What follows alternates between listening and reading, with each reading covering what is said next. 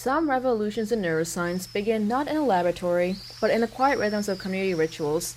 In the mid 20th century, scientists studying the 40 people of Papua New Guinea encountered a mysterious and devastating illness called kuru, a word meaning to tremble with fear. Those affected gradually lost coordination, developed uncontrollable laughter, and eventually died. At first, researchers suspected a virus or a genetic disorder, but neither explanation fully fit. The key clue came from understanding culture.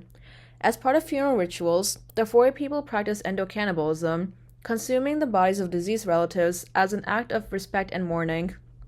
Unknowingly, this ritual transmitted a previously unrecognized kind of infectious agent.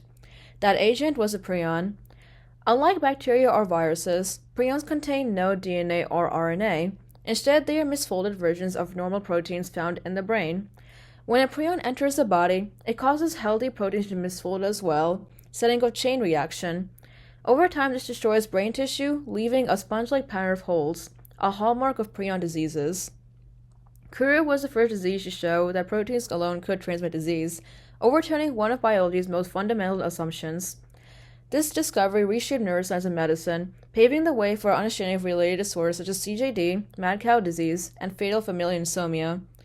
What makes prion diseases especially haunting is their long incubation period.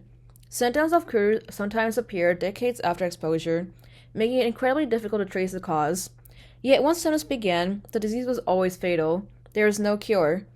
The study of kuru did more than identify a new disease. It expanded our understanding of how brain structure, protein folding, and neurodegeneration are interconnected. Today, prion research even informs studies of more common disorders like Alzheimer's and Parkinson's, where misfolded proteins also play a central role.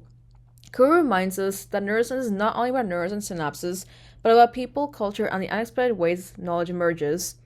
Sometimes the most profound scientific breakthroughs begin far from microscopes, rooted instead in human behavior and tradition.